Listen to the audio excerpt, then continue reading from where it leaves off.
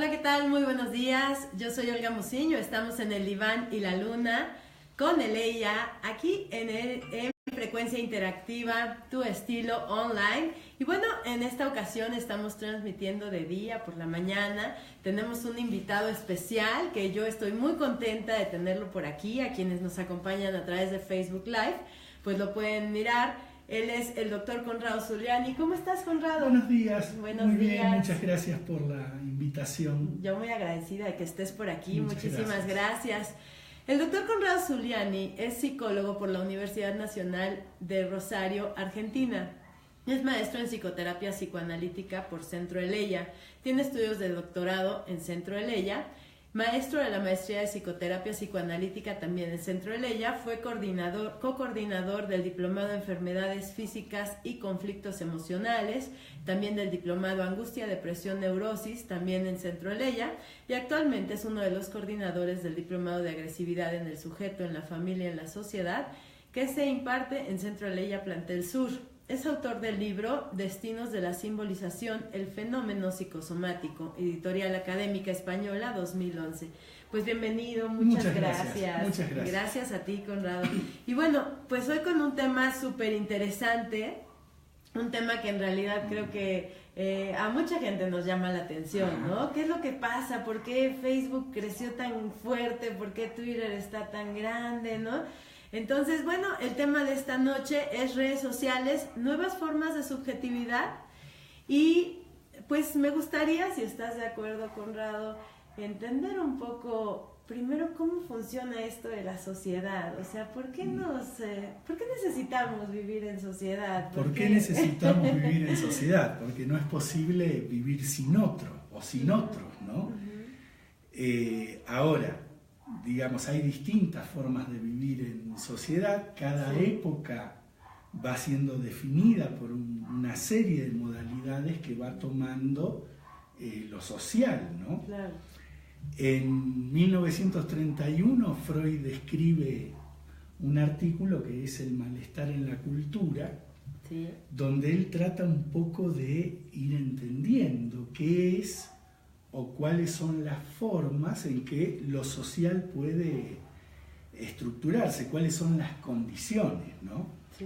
Entonces lo que él va a ir pensando es que el acceso a lo social, a la estructura social, tiene que ver con que se estructuren o se puedan estructurar ciertas prohibiciones en relación con algunos deseos, vamos a llamarles infantiles. Es decir, que la condición, digamos, de acceso a la cultura, a lo social, tiene que ver con lo que Freud llamaba prohibición del incesto, que se refiere no solo al incesto como práctica entre consanguíneos, sino toda una serie de restricciones,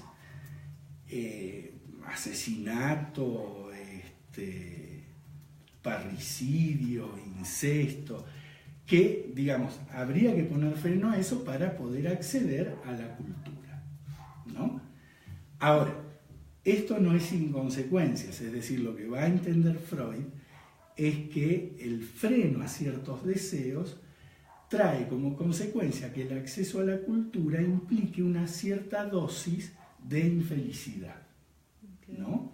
Porque uno tiene que resignar ciertos deseos propios de lo humano para poder convivir socialmente con los demás. O sea, ¿todos los seres humanos tenemos este tipo de deseos?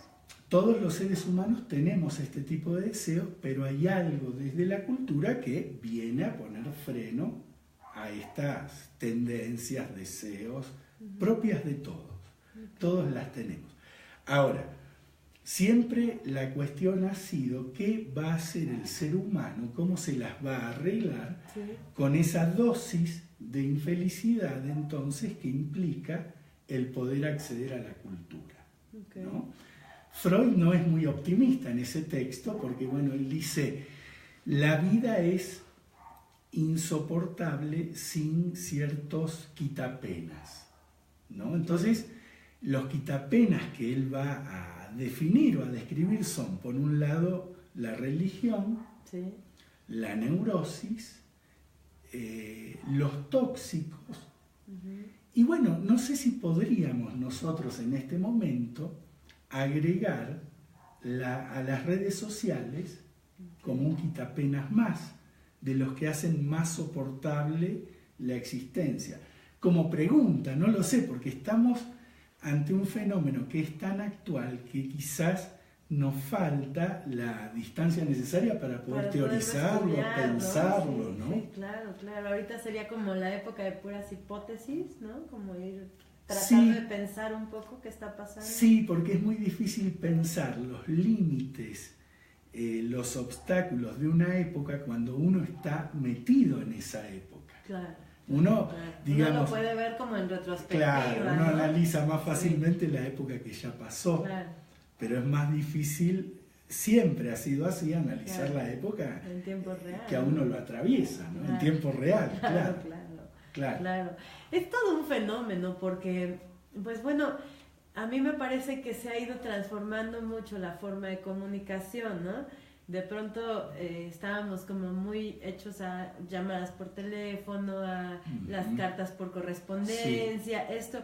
¿Tiene algún impacto en la mente el que esto suceda de forma más rápida? Es decir, ¿se hace que me convierta en algo diferente cuando... Esa es la gran pregunta, es decir, si las redes sociales crean una nueva forma de vinculación con los otros, crean algo que antes no existía y existe a partir de esto, o las redes sociales son como una especie de gran amplificador que lo que hacen es mostrar a gran escala lo que son las pasiones, los dramas, los conflictos humanos que han existido en todas las épocas. Como si pusieras una lupa.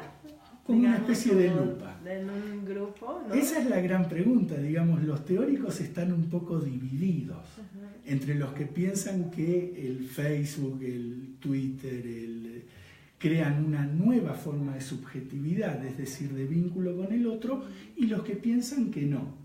Lo que sí es una cosa muy asombrosa es la rapidez con que esto se ha instalado. Digamos, en 10 años esto se ha diseminado en lo social. Ya es una forma de vida. Es un tema de conversación, se ha naturalizado. Parece absolutamente natural decir te mando un WhatsApp, digamos, forma parte del diálogo cotidiano. Es impresionante en las sesiones también con los pacientes, se habla del Facebook, de los mensajes, del WhatsApp, etcétera, etcétera. Y por otro lado, por un lado la rapidez con que esto se ha instalado, y al mismo tiempo el Facebook, el WhatsApp, dan la ilusión de inmediatez, ¿no? Es como que los tiempos de espera prácticamente se acortan a su máxima expresión, ¿no? Y eso es muy impactante. Tú mencionabas las cartas, ¿no? La carta es una paciencia. Claro, es una práctica en desuso ya. Por un lado, lamentablemente, pero al mismo tiempo uno podría decir, digamos, exponiendo las dos posiciones, uno podría decir, el WhatsApp y el mail han terminado con las cartas de amor, con esa práctica tan noble. Pero al mismo tiempo uno podría pensar desde la otra posición que lo que antes se decía en una carta, ahora se puede decir en un mail. Lo que cambia es la inmediatez. Un mail uno lo envía y en 10 segundos alguien lo puede leer en Japón. Antes para una carta había que esperar meses. Ahora, la pregunta es, ¿eso puede influir en que alguien tenga menos tolerancia a la espera? ¿O alguien que tiene poca tolerancia a la espera ya de por sí esto le viene como anillo al dedo? Esas son las preguntas. Claro, porque ¿no? Es como la tecnología viene justamente a acelerarnos, ¿no? O sea, todo es inmediato, en términos de trabajo, en términos de escuela, o sea, como que nos viene a facilitar también mucho. Si lo pensamos a lo mejor, como decías, ¿no? En una carta de amor, pues sí, suena así como, ay, qué frío, que ya no... escribes a mano, Ajá. y la pones en el sobre. Esa parte Todo es un linda. ritual, ¿no? Ajá, esa parte es como linda, ¿no? Todo un ritual. Pero si lo pensamos, por ejemplo, en trabajo, decimos qué maravilla, ¿no? Claro. Que no tienes que llamar al mensajero y que el mensajero viene por la factura y entonces se la lleva al otro y eso te engloba un gasto, un tiempo, ¿no? De pronto eso no está tan mal, ¿no? Es que, por supuesto, cualquier producción humana y todo lo humano, nosotros tendemos a pensar que no es ni puramente malo ni puramente bueno. Hay gente que sataniza las redes sociales como algo que nos aísla, perdón. Y sí, ahí depende el uso que yo le dé desde mi propia subjetividad. Okay. Es decir, si yo tengo conflictos en conectarme con el otro, por supuesto que la red social me viene muy bien porque mantengo con los demás una pseudo relación virtual donde no contacto. Ahora, por ejemplo, durante el terremoto que nos azotó hace pocas semanas, el funcionamiento de las redes sociales fue algo maravilloso, sí, claro. Porque mucha gente se conectó por ahí, se armaron redes solidarias, de ayuda al otro, es decir, depende para qué se use. Claro, incluso hubo un momento donde únicamente se podían hacer llamadas por WhatsApp. Justo en cuanto termina el terremoto, la forma en que la gente empezó a saber que sus familiares o amigos estaban bien o se encontraban bien, fue era por ese medio. a través de ese medio. Fue por ese que ese medio. sería un ejemplo de, bueno, pues algo muy positivo, ¿no? Por supuesto, porque sirven tanto para conectar con el otro como para aislarse, replegarse sobre sí mismo y no conectar con nadie. Va a depender de mi propia subjetividad, ¿no? Por supuesto, hay quienes dicen que los vínculos virtuales lo preservan al sujeto de hacer un vínculo presencial, personal. Por supuesto que puede haber una dosis de eso, pero siempre va a depender de la conflictiva propia de esa persona, Claro. ¿no? Y es algo así como un escudo para quedarme como detrás de... Puede serlo porque, digamos, establecer una relación con otro Sí. siempre es fuente de placer, el amor, por ejemplo, pero también es fuente de dolor. Es decir, el vínculo con el otro siempre tiene un costado doloroso, que es que si me relaciono con otro, tengo que soportar cosas. Tengo que soportar que el otro no esté siempre presente, que el otro sea ausente, que el otro no esté de la manera en que yo quiero, cuando lo quiero. Es decir, esa es la parte dolorosa. Claro. Un poco las redes sociales tienen eso, dan la ilusión de que habría la posibilidad de un otro siempre en presencia. Que esa es la parte, digamos, okay, engañosa. O sea, todo el tiempo siento que estoy acompañado. Podrían dar la ilusión de que todo el tiempo hay alguien, ¿no? Porque siempre hay alguien. De alguna manera sí, exacto, de alguna manera sí. Siempre hay alguien conectado con ese circulito verde que indica claro. que hay alguien que ahí conectado. está, sí, claro. Ese es uno de los grandes dolores, uno de los grandes aspectos trágicos de lo humano, soportar la ausencia. Entonces, creo que las redes sociales también tienen mucho impacto porque permiten la ilusión de que uno se las podría arreglar con eso. Claro. ¿No? Es como si plantearan la ilusión de un otro omnipresente, todo el tiempo ahí, ¿no? Okay. Y aparte inmediato. Sí, que bueno, eso es muy impactante, ¿no? Porque pues me evita el tener que esforzarme para generar vínculos como afuera, ¿no? Puedo usarlo de ese modo, digamos, como una especie de coartada para evitar vínculos afuera, ¿no? Hay quienes van a sostener también que, bueno, el vínculo virtual al fin y al cabo también es un vínculo. Voy mostrando las dos posiciones, claro. ¿no? Ajá. Voy mostrando las dos posiciones, pero sí me puede servir como una especie de coartada para no salir y soportar lo doloroso que pueda tener cualquier vínculo, ¿no? incluido esto de la inmediatez, de no tener que esperar. Claro. Se habla mucho que por generaciones funciona así, pero a mí me llama la atención que yo veo pues de todas las generaciones involucrados en redes sociales. De pronto pensamos como que la gente mayor no, y yo creo que pues quién no recibe cadenas por WhatsApp de gente mayor, ¿no? Por ejemplo. También, digamos, creo que las generaciones más jóvenes lo tienen mucho más naturalizado. Sí, es como parte de ellos, así es. Es como parte de ellos, está muy incorporado a su vida cotidiana, cosa que a lo mejor en una persona más grande, no. Yo lo noto, veo que las personas jovencitas tienen una familiaridad con todo esto que yo no tengo, por ejemplo. Claro. Ahora, después, las grandes pasiones humanas son las mismas, es decir, uno lo que ve es que Facebook, por ejemplo, es una fuente de información. Sí. Muy importante. Por ejemplo, este programa se puede seguir en Facebook. Entonces, puede ser un espacio para pensar cosas. Claro. Pero también Facebook es una máquina de producir celos, ¿no? Con quién estabas, quién es el de la foto. Ahora, los celos han existido siempre. Antes el señor le revisaba la agenda a la esposa, ¿no? O la libreta con los teléfonos. Ahora le revisa los contactos en Facebook y dónde estabas y con quién y quién es tu amigo, por qué tienes de amigo a tu exnovio. Es el mismo drama de siempre. Aunque ahora no nos deja nada la imaginación, ¿no? O sea, bueno, nada no, sí nos deja algunas cosas, pero me refiero, ahora ya vemos la foto de la persona, ya sabemos quién es, cómo es, no sé, sí. ¿No? O sea...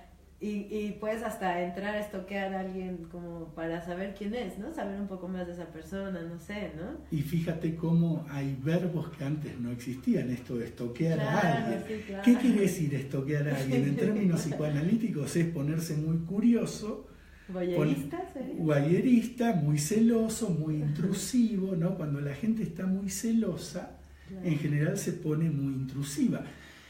Ahora se estoquea a alguien. Antes la señora le abría al esposo la cartera y revisaba a ver qué podía encontrar. Por eso, digamos, es como una especie de lupa también, donde las grandes pasiones humanas aparecen, a lo mejor sí, mucho más expuestas que antes. Claro, eso tal vez sí. Ahora ves la foto, ¿no? El video. Y a ver, fulano de tal, te sale la fecha de cumpleaños, parece más joven, parece más viejo, está casado, está soltero. ¿Será su hija? ¿Será la hija, el amante, la hermana, qué sé yo? Permite... es decir, si yo soy un tipo curioso, por supuesto que me voy a enganchar con el aspecto de Facebook que me permite satisfacer mis deseos de curiosidad infantil, por otra parte, porque es una tendencia muy propia de la infancia. Bueno, en realidad nos decías, todo tiene que ver con los deseos, todos estos deseos son infantiles, ¿verdad? Sí, digamos que uno vive el mundo de acuerdo a su propio mundo interno. Uno lee el mundo de acuerdo a su mundo interno. Ofertas culturales hay un montón. Es decir, la cultura provee un montón de ofertas. Ahora, antes de empezar, tú me comentabas estas estadísticas, por ejemplo. Hay personas en promedio que pasan 7 horas enganchadas a las redes sociales, por supuesto. Es impresionante. Pero eso va a depender, a lo mejor si yo no tengo determinadas características, si no soy muy curioso, si no tengo muchos sentimientos de soledad, si no rivalizo mucho, a lo mejor no quedo tan enganchado. Si yo tengo una cuestión muy infantil, de muchos celos, de mucha competencia, a lo mejor ando todo el día estoqueando gente. O a lo mejor si no tengo esas tendencias tan acentuadas, porque todos las tenemos, pero sí. Hay grados. A lo mejor uso el Facebook para enterarme de un programa de radio, para enterarme de un congreso, leo un artículo de un periódico. Hasta encontrar un libro que sea difícil de encontrar. O encontrar libros. Sí. Es decir, coexiste en el Facebook, es impresionante, porque coexiste lo más sublime del ser humano y lo más bajo. Claro. Si uno ve su muro o las cosas que aparecen ahí, aparece desde un artículo sobre el genoma humano hasta un meme burlándose de alguien, todo en continuado, ¿no? Es como el tango argentino, Cambalache, la Biblia junto al calefón, es decir, coexiste desde lo mejor a lo peor, muy vertiginosamente, muy rápido, con gran predominio sobre todo de la imagen, más que de la palabra, por ejemplo, escrita. Claro. Por ejemplo, si uno sube un artículo de 2 páginas, la gente no lo lee, porque los tiempos de espera ya son muy largos. En cambio, la imagen... Claro, se vuelve lo más visitado. Se vuelve lo más accesible y lo más visitado. Pero eso tiene que ver también con la capacidad interna de espera de cada uno. No es porque...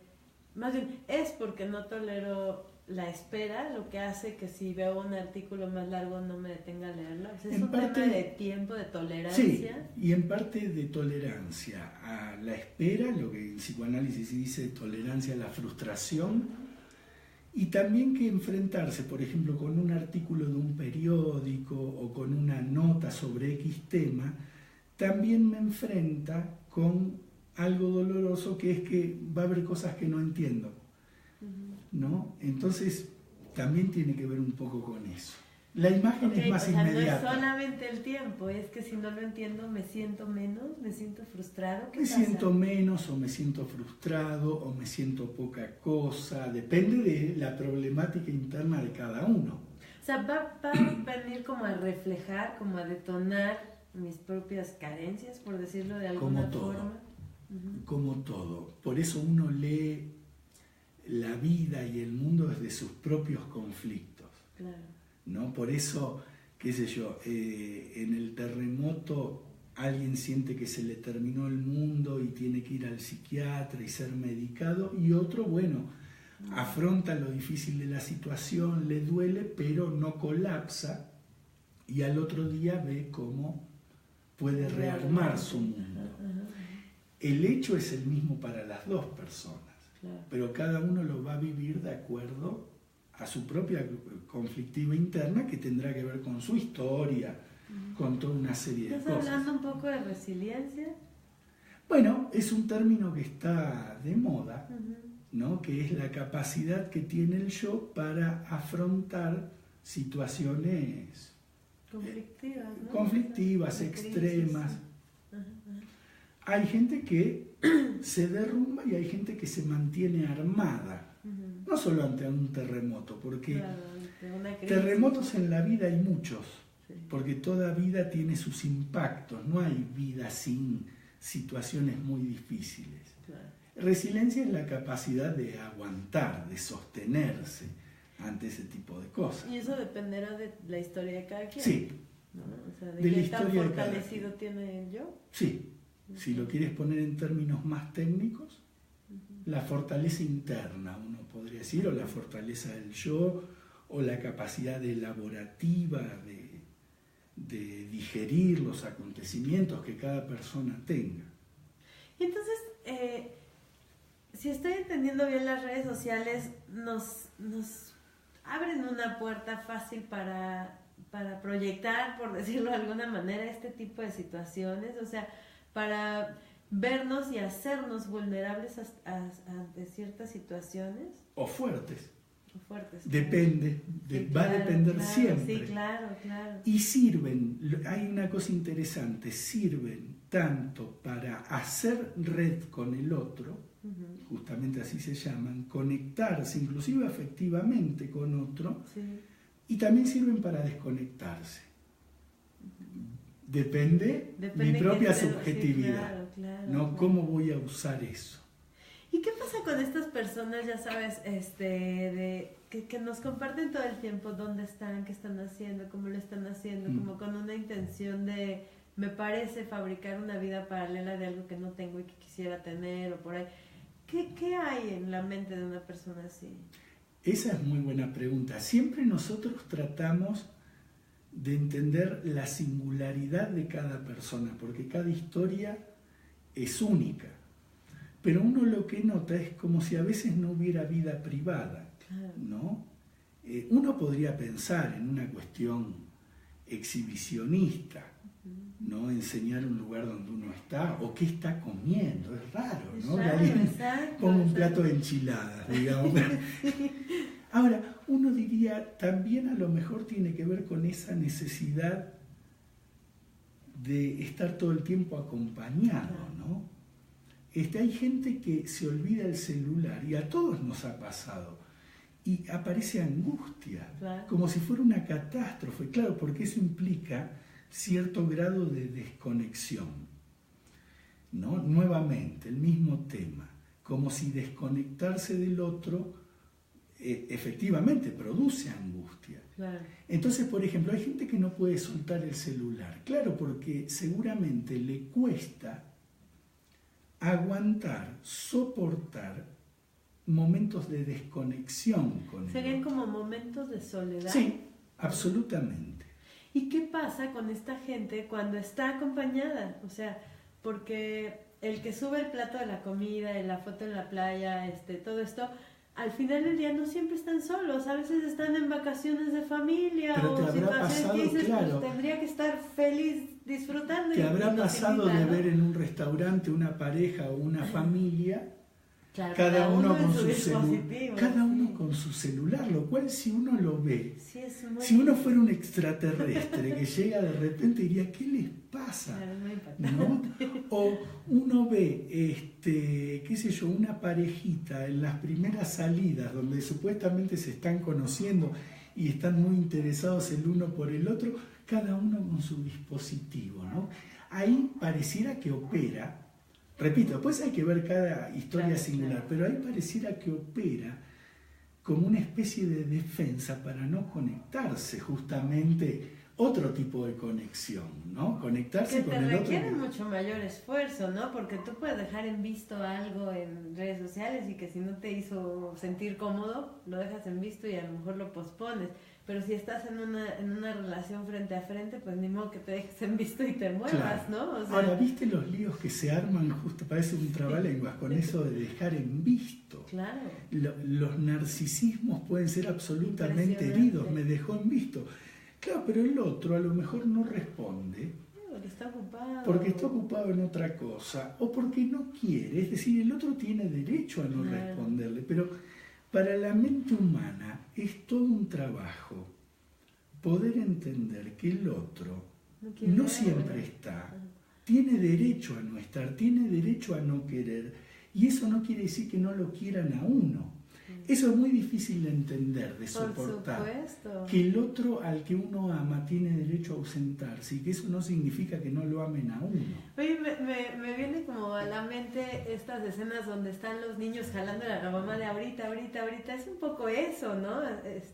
Quiero el biberón ya y la mamá, espera, voy a poner a calentar. Y el niño, no, ahorita. Claro, el es tema un poco es como no quiero, ¿no? ¿Cómo vive un niño que el biberón no esté exactamente en el punto y en el momento que lo punto, quiere? en el momento y con la temperatura? Exacto. Porque la mente infantil, la mente del niño puede leer eso como no le importo a mi claro, mamá. ya no me quiere. O me lo hace para fastidiarme, no me quiere, me odia, qué sé yo, hay muchas maneras de vivir esa situación. Quiero enviar un saludo a quienes nos hacen favor de acompañar, muchísimas gracias.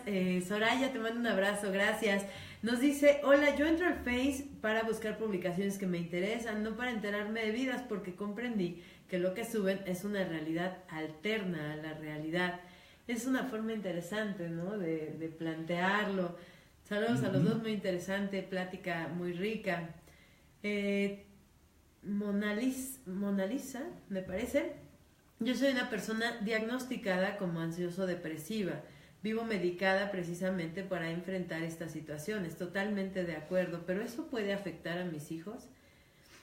Pensamientos obsesivos. Mi esposo es psicoanalista. Me apoyo mucho en él. Respeto mucho la terapia psicoanalítica y no me siento candidata para la misma. Gracias por tu aportación. Muchísimas gracias. Adriana nos dice, excelente maestro y siempre muy claro en la transmisión de sus contenidos. Totalmente de acuerdo, Adriana, muchísimas gracias. Sí, como que de pronto pensamos esto, ¿no? Como en un mundo paralelo, o sea, allá dentro de la computadora, digamos, del internet, de la web, hay un mundo donde yo pertenezco a ese mundo, pero también está el mundo físico, digamos, el mundo donde nos conectamos, y sí pareciera de pronto como que una existencia paralela, es decir, también tiene que ver, yo repito, después cada historia es única, pero uno podría pensar que si yo subo una foto de perfil, no subo la foto recién levantado en pantufla. O la de la licencia, que es espantosa. Claro. La del INE. ¿Qué busco cuando subo una foto? ¿Qué función cumple, por ejemplo, que me den like? Claro, es que te alimenta el ego, ¿no? Y alimenta el narcisismo, a lo mejor, para algunos. Sí. Tiene que ver bastante con eso. El sujeto a veces ofrece una imagen con la finalidad de ser amado, pero ser amado es la necesidad más básica que tenemos todos. Claro. Por eso digo, esto funciona como tú decías, me gustó esa imagen, precisamente como una lupa que potencia o muestra a gran escala lo que son las grandes necesidades humanas, ¿no? Yo creo que no debe haber nada más desolador que alguien suba su foto de perfil y ni siquiera le ponga nada, ni siquiera la carita que está, ¿no? Claro. Es todo un tema, por eso es difícil pensarlo porque es muy actual, es muy de este momento. A veces nos falta la distancia necesaria, pero que hay existencias virtuales, sí, por supuesto. Y a veces la vida pareciera que hay una confusión, porque a veces la vida pasa por otros lados, ¿no? Claro. No pasa por el Facebook, pero para todos. Pero sí está muy metido en la cotidianeidad. Sí. Muy, sí, absolutamente. Sí. Yo estoy impresionado porque, por ejemplo, hace 10, 15 años, por ejemplo, las personas hablaban por teléfono. Sí. Ahora nadie habla por teléfono. Yo en mi casa tengo un teléfono fijo, pero es para llamar a Domino. Sí, claro. Sí, es verdad, ya no se ya usa. No es algo que y no se usa tanto la palabra verbalizada, sino la palabra escrita, ¿no? y acotada, porque no sé si esto, por ejemplo, estas son las preguntas.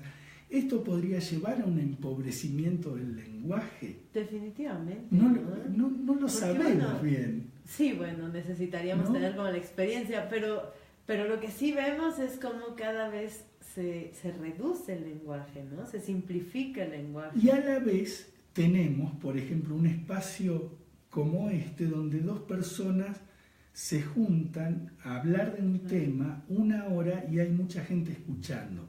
Por eso digo, es ambiguo, es dual, ¿no? Totalmente. Es muy interesante como fenómeno. El otro día yo le preguntaba a un colega si hay algún fenómeno comparable en la historia, ¿no? Sí.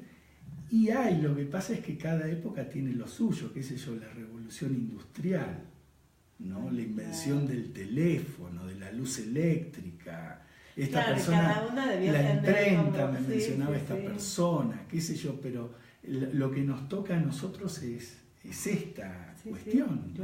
Claro, que es, como dices, muy ambiguo, porque de pronto es una cercanía con todos y hablar de cosas interesantes y pensar en cosas, y por otro lado ves un PQ que es por qué y pues escribes todo muy sintetizado, como muy pobre, ¿no? Digamos. O los emojis, donde una carita reemplaza una frase, por ejemplo, y que además todos entendemos.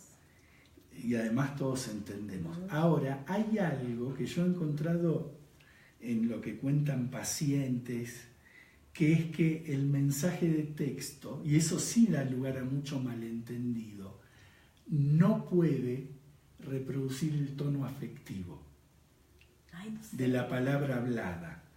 Y eso sí da lugar. ¿Es raro que cada quien lo escucha de acuerdo al lugar donde se para a escuchar? Por supuesto. Que también pasa hablando, ¿no? Sí. De pronto uno dice, es que me dijo tal, y uno lo lo escucho en función de donde estoy parada para escucharlo, ¿no? Uno siempre, es como el dicho, el león juzga, sí, cree que todos son de su condición. Claro, y lo mismo nos pasa con el mundo. Claro. ¿No? Por ejemplo, yo hoy vine aquí a hablar contigo. Si yo fuera muy fóbico, yo diría, ay no, qué lejos, me voy a perder. Sí. Si no estoy en un estado fóbico, yo digo, qué bonito, porque el paisaje es muy bonito, conozco algo nuevo que no conocía. Es decir, uno vive el mundo de acuerdo a su propio... ¿no? Sí, claro, ¿dónde se para? Claro, exactamente. Claro.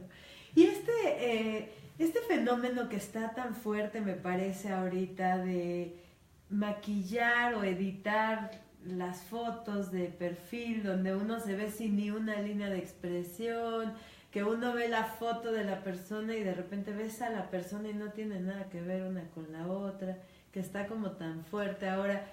¿Qué tendría que ver? Bueno, obviamente la parte obvia, digamos, de no tolerarte a lo mejor en edad o algo, pero ¿qué pasa en la mente de esa persona? Yo creo que mucho del dolor que sentimos, en general, los humanos, tiene que ver con no ser perfectos. Es decir, un niño, cuando Freud define el narcisismo, lo define, una de las cuestiones es la ilusión de perfección y de completud.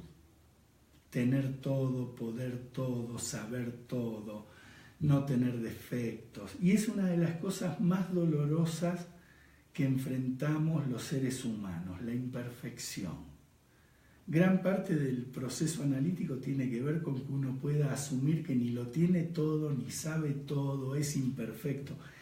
Y una de las cosas irreversibles es el tiempo. Por ejemplo, con el tiempo uno no puede. Claro, y nos duele eso, ¿no? Pasa, es doloroso, porque el tiempo pasa, es irreversible. Hay una oferta cultural que dice que uno tendría que parecer joven todo el tiempo. Y lo que tiene el tiempo, valga la redundancia, es eso, que uno no lo puede detener, que el tiempo no se regresa. No se controla, no se maneja. No se controla. Yo puedo, si me salen canas como me están saliendo, me puedo pintar el pelo, pero tengo la edad que tengo. Entonces no quiero recoger algo del piso y me cuesta más que hace 5 años. Pero pareciera que estamos en un momento cultural donde habría que parecer siempre jóvenes.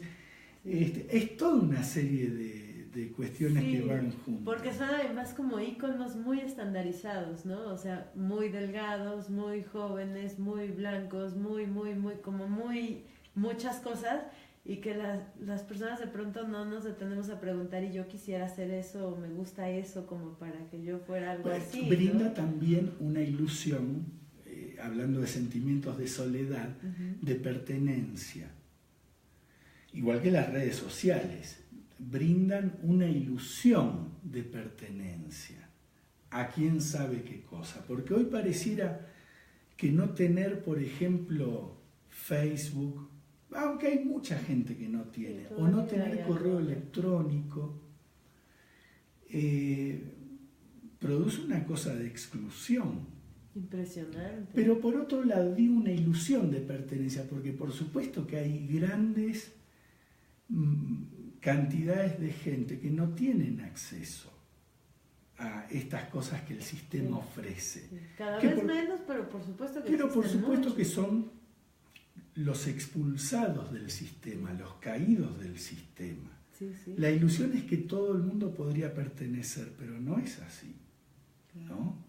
Entonces ahí hay una cuestión engañosa. Impresionante. Tere nos dice, es un falso self en redes, en ocasiones ligado al narcisismo, otras exhibicionismo, otras al masoquismo, siempre buscando la mirada del otro. Gracias, Tere. Irma, excelente, no había tenido el gusto de escucharlo, es muy claro en las respuestas, muchas gracias, Irma. Soraya nos dice, muy cierto, cada lío que se arma, porque las palabras pueden ser muy frías, yo acostumbro poner una imagen, carita feliz, etcétera. Exacto, como que recurrimos un poco a los emojis para reafirmar algo a lo que hicimos en texting, ¿no? O sea, algo que colocamos ahí en una frase de pronto como para decir, no voy a ir, pero para que no sientas que te estoy diciendo no voy porque no me importa, le pongo una carita feliz o una carita triste, ¿no? Por ejemplo, ¿no? Ajá. Como acompañando o tratando de asegurarnos cómo llegue el mensaje, ¿no? Pero de todas maneras, evitar el malentendido es imposible. Ojo, claro. El malentendido, eso es lo propio del lenguaje hablado siempre es posible ser malentendido porque precisamente la palabra siempre tiene varios significados, claro. ¿No? Entonces, bueno, lo que pasa es que sí, el mensaje de texto no transporta lo emotivo de la palabra, ¿no?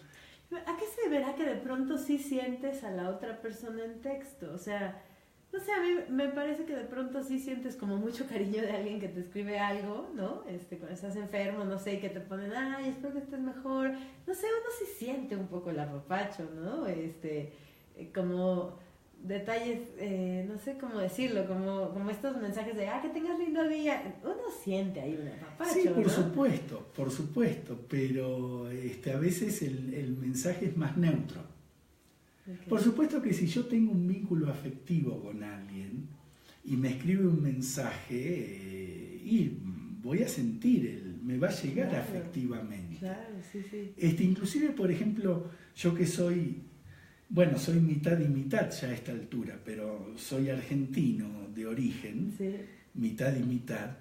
Por ejemplo, con los familiares que están lejos, estos dispositivos ayudan mucho.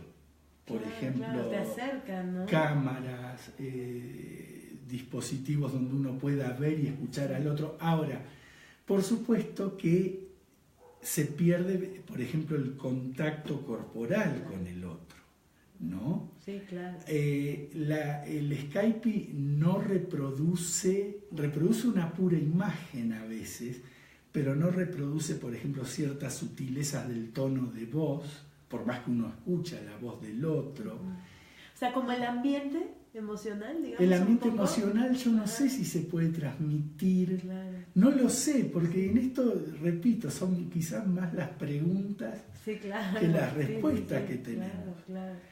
Y que ahí también hay mucho debate entre si se puede hacer una terapia por medios digitales o no, ¿no? Es un como tema debatido. En el ambiente emocional, ¿qué tanto se puede conseguir haciendo un FaceTime? Yo he tenido un par de experiencias y a mí me resulta más extraño, por ejemplo, que a un paciente que pueda ser más joven, pero de todas formas hay ciertas cosas del clima vivencial de la sesión que no se traducen. Sí, claro. Por ejemplo, los olores, el apretón de manos inicial. El apretón de manos inicial con un paciente es muy importante porque es un sostenimiento concreto, ¿no? Que uno produce en algunos casos, no en todos. Los movimientos del paciente, qué sé yo, creo que hay cosas que la cámara pierde. Claro, sí, creo, no sé, sí. Es un tema ese muy debatido. Sí, bastante. Muy y que debatido. Es súper interesante también, ¿no? Nos dice Rosy Mier, te mando un fuerte abrazo, muchas gracias. Hola, muy interesante. Saludos a tu invitado y a ti. Juan Gerardo nos dice gracias por la transmisión. Muchísimas gracias, Juan Gerardo, por participar.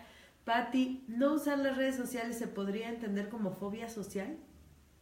Uy, qué pregunta interesante. Yo puedo, a su vez, tener una fobia a las redes sociales, porque uno puede ser fóbico a cualquier cosa. Qué sé yo, si yo digo, uy, no lo uso porque no sé cómo usarlo y voy a meter la pata, y si agredo a alguien sin darme cuenta, que eso ahí estoy medio fóbico, sí. ¿No? Puede ser, por supuesto. ¿Qué tanto puede ser como medio paranoico, no? De no, porque me van a ver y van a saber quién soy. O sea, que es posible. Sí, nuevamente, es posible que uno lea cualquier situación. Sí. Por ejemplo, yo puedo decir, no abro un perfil de Facebook porque desde no sé dónde te espían y te obtienen información y te pueden robar datos y tu foto la pueden usar para... Por supuesto. Sí, porque encontramos estas dos posturas, ¿no? Como el que...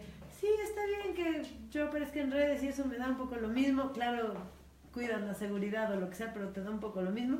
Y estos que están absolutamente radical, ¿no? O sea, no, yo ni mail, ni así, entre menos toque un teléfono mejor y tal, ¿no? Sí, porque pueden usar tu información y dicen que te escuchan y que te siguen y que te ven, como suena muy paranoico, ¿no? Por supuesto, de las ofertas culturales yo las voy a tomar y las voy a sentir de acuerdo a mis propias vivencias internas. Si soy alguien que tiene sentimientos persecutorios, voy a sentir persecutorio el Facebook, el señor del banco que me llama para ofrecerme un producto, voy a sentir todo el mundo me está como persiguiendo, claro, ¿no? Claro. Sí, eso por supuesto. Ok, vamos a hacer una pequeñísima pausa para escuchar una melodía de piano con Amaro Rosal. Yo te agradezco mucho que estés participando en el panel de mensajes y por supuesto en redes sociales. No nos desconectamos en un momentito. Regresamos aquí para leer tus preguntas. No se vayan.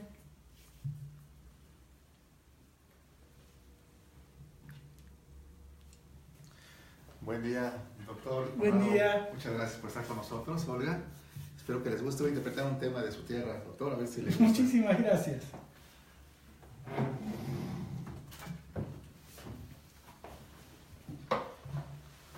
Es un tango que se llama Garganta con Arena. Me parece que es Cacho Castaña o Cacho Castaña.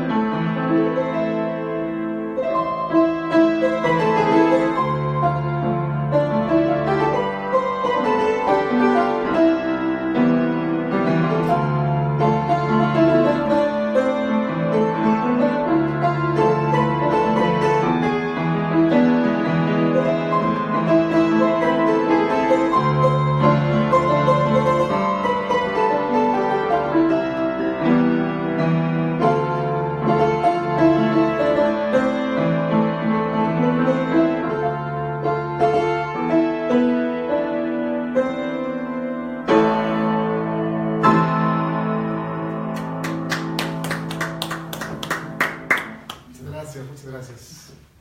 Continuamos atentos a la exposición.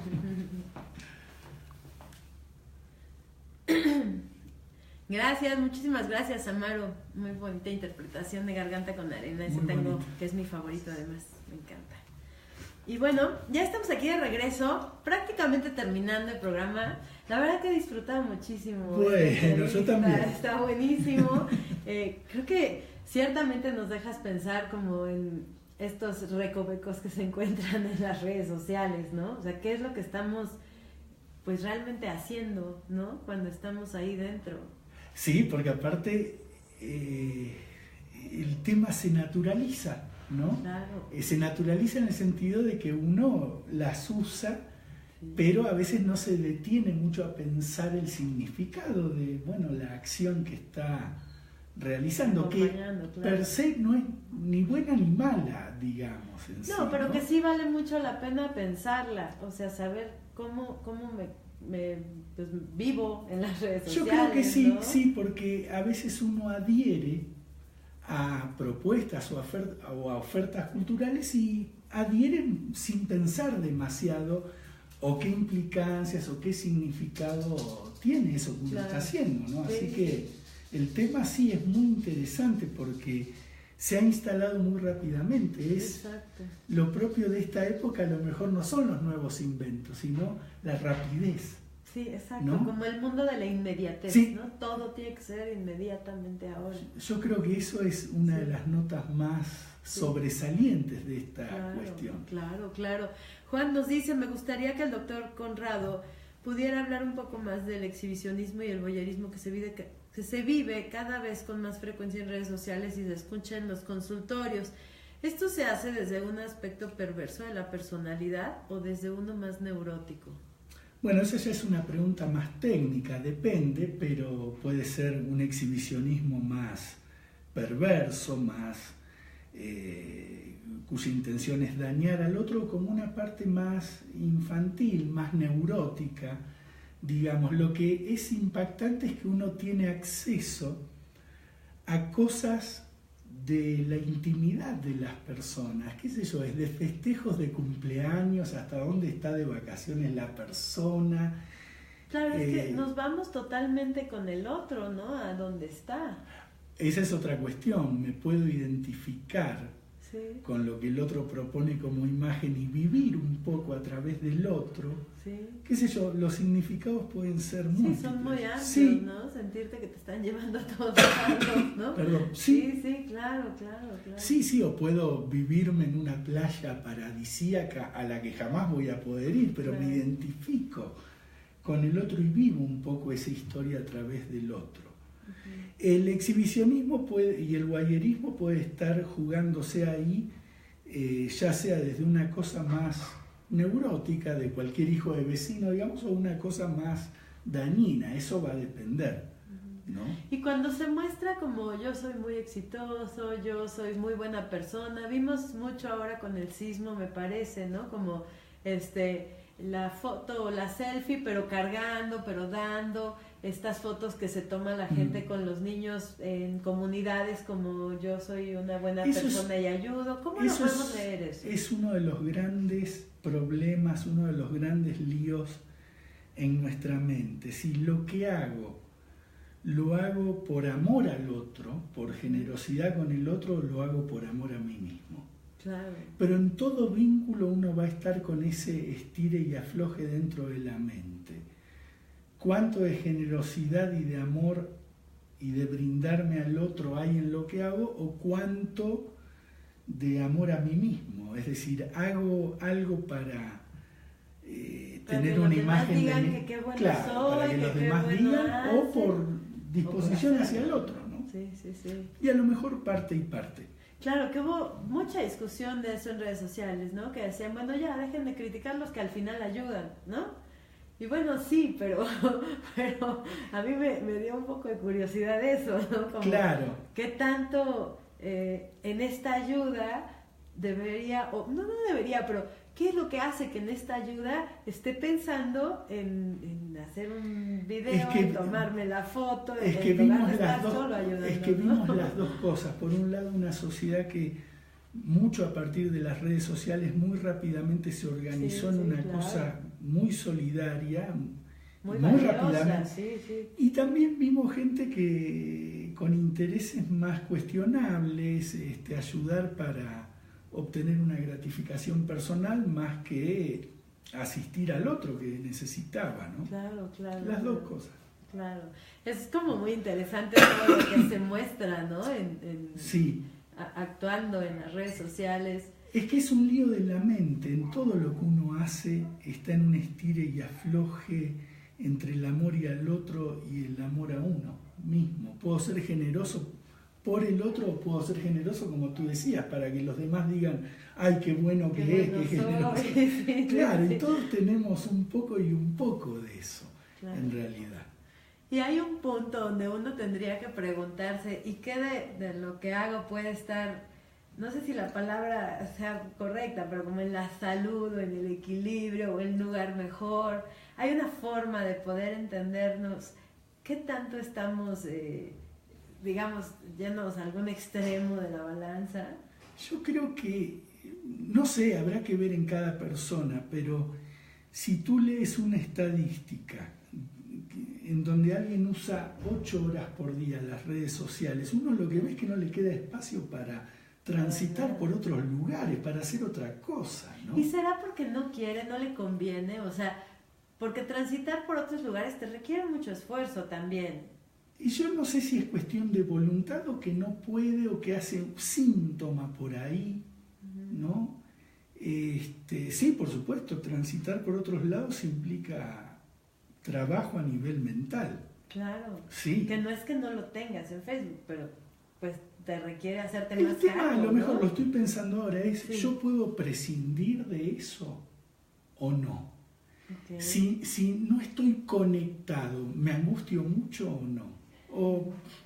Y ahí estaríamos hablando de las adicciones a las redes sociales. ¿Podría ser eso? Es que si yo tengo una estructura adictiva, soy adictivo con las personas con las que me relaciono y soy adictivo con las redes sociales y soy adictivo para comer o para tomar o para tomar café, qué sé yo. Si yo tengo una estructura adictiva, muy posiblemente termino usando las redes sociales de manera adictiva. Claro, claro. Seguramente. Habrá que ver. Sí, claro. Y bueno, pues prácticamente se nos está terminando el tiempo. Cuando hablamos de una estructura adictiva, ¿hablamos de una persona que tiene algo así como una enfermedad? Lo que pasa es que los términos de salud, de enfermedad, son términos muy, muy complicados. Freud descubrió que en realidad la línea divisoria entre algo sano, enfermo, a veces es muy tenue. Sí. Entonces son conceptos que siempre nos meten en problemas, sí, ¿no? Hoy en día se consideran cosas sanas que hace 30 años no. Sí, no eran, claro. ¿No? Entonces es complejo siempre eso. Sí, totalmente. Es complicado. Totalmente. El uso del WhatsApp, bueno, WhatsApp es la segunda red más utilizada en el mundo. La segunda. Y bueno, ambas son de Mark Zuckerberg, lo cual llama un poco la atención, ¿no? Pero, sin embargo, el funcionamiento de ellas es diferente, ¿no? O sea, en Facebook somos más como en una sala donde vamos de pronto a ver un auditorio, donde se colocan en estos muros, cada quien pone algo, un poco un chismógrafo. ¿Y qué palabra, así, muro, no? Claro. Muro es una palabra como fuerte, interesante, porque el muro es tanto el muro donde se publica algo como lo que como no la te permite pared, pasar, ¿no? Claro. Sí, lo que te bloquea. Claro. ¿No? Y yo pienso un poco, me imagino un poco así, porque tú te quedas parado frente al muro y no hay a dónde ir, solo mirar cómo va sucediendo, ¿no? Como si vieras un poco una proyección. Ahora, por suerte, para no tener una visión apocalíptica, sí, siempre hay a dónde ir, inclusive dentro del muro de Facebook. Sí, bueno, te puedes porque también, a otros lados. Claro, también hay cosas muy interesantes, inclusive a nivel de los vínculos. Sí, hay demasiado que explorar ahí adentro, ¿no? Sí, es toda una cosa con muchos matices. Sí. Tiene muchos Cuando matices. yo hablo de Facebook, por ejemplo, hablando de mercadotecnia digital, la forma muchas veces de poderlo llevar más a lo concreto para poderlo pensar en algunos clientes que de pronto no están tan familiarizados con eso, me gusta usar la similitud de una gran feria, una exposición muy grande donde uno llega y puede llegar como Olga y Conrado, vamos de invitados y tenemos un gafete y andamos ahí caminando, o como stand, ¿no? O sea, como marca, tú pones tu stand y a partir de ahí tal, ¿no? Sin embargo, ahorita me pongo a pensar un poco en eso. Si estamos en esta gran feria y andamos como caminando, como sueltos, ¿estamos realmente tan libres o estamos dentro de un contexto más dirigido por las marcas, por el lugar, por el espacio? Me vino a la mente un poco por el muro, ¿no? Esa es muy buena pregunta, muy buen tema. Yo creo que por suerte, hasta los muros más opresivos siempre dejan intersticios, espacios, que a lo mejor no son muy visibles, pero siempre, por ejemplo, lo que te decía hace un rato, este es un espacio dentro de la red, pero es para pensar y para encontrarse con otros y hablar cosas, es decir, que siempre hay espacios, sí. Aun cuando parece que no. Sí, sí, claro, aun cuando nos sentimos de pronto, puede estar medio enredado. Sí, encerrado. bueno, es un juego de palabras. Sí, eso seguro, enredado, sí. Buenísimo. Bueno, si quieres estar en contacto también con Conrado, puedes hacerlo a través de su correo electrónico que vamos a publicar en el panel de mensajes y por supuesto en el chat, con Zuliani, con Z, con de Conrado, Zuliani como su apellido, Z-U-L-I latina, A-N-I latina, @yahoo.com.ar de Argentina. Te lo repito, de cualquier manera es con zuliani@yahoo.com.ar. Es un mundo interesantísimo, sí, el tratar de pensar en estas cosas, y ciertamente hay como corrientes que están a favor, muy a favor, y gente que está muy, muy en contra, ¿no? Sin embargo, ahora que nos ayudas a pensar en que en realidad podemos pensar más en ellas desde donde nos paramos a verlas, con nuestras carencias, ¿no? Pues entonces pareciera más un laboratorio de exploración para nosotros mismos, una gran ¿no? feria de cosas, como es la vida también, ¿no? Claro, sí. Y donde de pronto pues no vale la pena tenerle tanto miedo, ¿no? Ni tenerle tanto miedo, ni adherir ciegamente, sino poder tomar a veces cierta distancia para poder pensar. Sí, no irnos a las 8 horas de redes sociales que maneja la AMSI, ¿no? Que claro, es demasiado. Claro. En realidad es la navegación promedio en México, que sí es muchísimo, ¿no? Pero bueno, tampoco estar tan ausentes, ¿no? ¿Qué pasa con eso? O sea, yo me pierdo en Facebook. Yo digo, no, yo no entro a Facebook, a mí no me gusta. Y la verdad que uno sí se queda fuera de algo. Se queda fuera a veces más imaginariamente que efectivamente.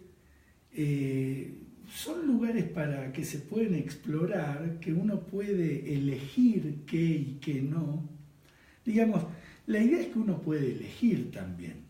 Claro. A qué le va a entrar, a qué no le va a entrar, qué uso le va a dar, ¿no?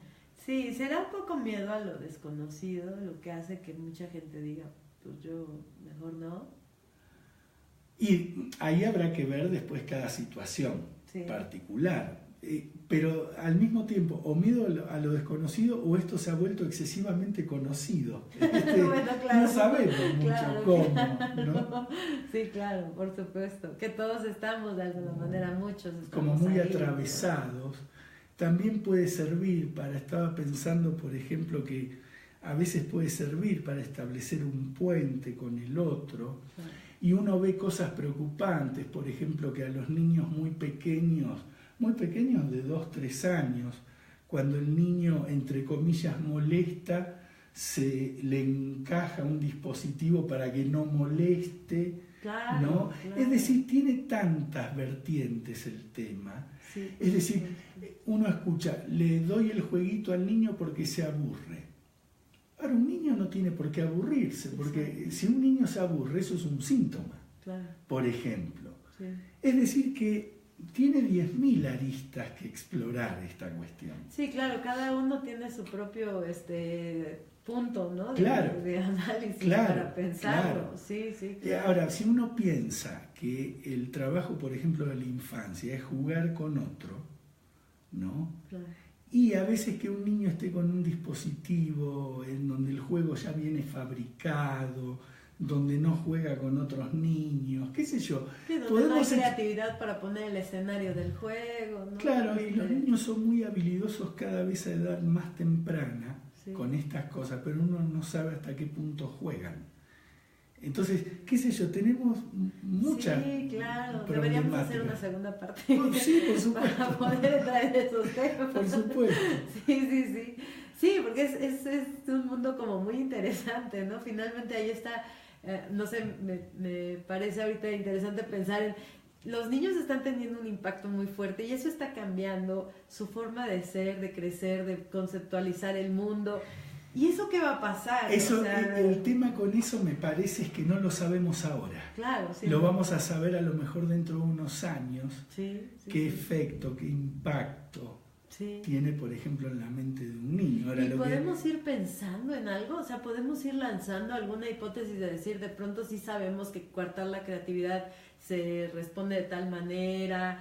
¿O podemos especular que hacia dónde se podría mover? La gran preocupación que tiene un terapeuta es que esto atente contra la construcción de la capacidad de simbolización de un niño. Claro. Esa sería la preocupación. Bueno, y esa es una gran preocupación. Pero no lo sabemos. Claro. Es decir, en todo esto aparte tenemos que soportar Tolerar. justamente los enigmas. Sí, claro, porque no tenemos ni idea. Sí. Tenemos preguntas, Exacto. pero no tenemos respuestas firmes, como suele pasar siempre. Sí, claro. Por claro. otra parte, sí. Sí, por supuesto. Y bueno, pues te recuerdo que este es un programa, El Diván y la Luna con Eleya.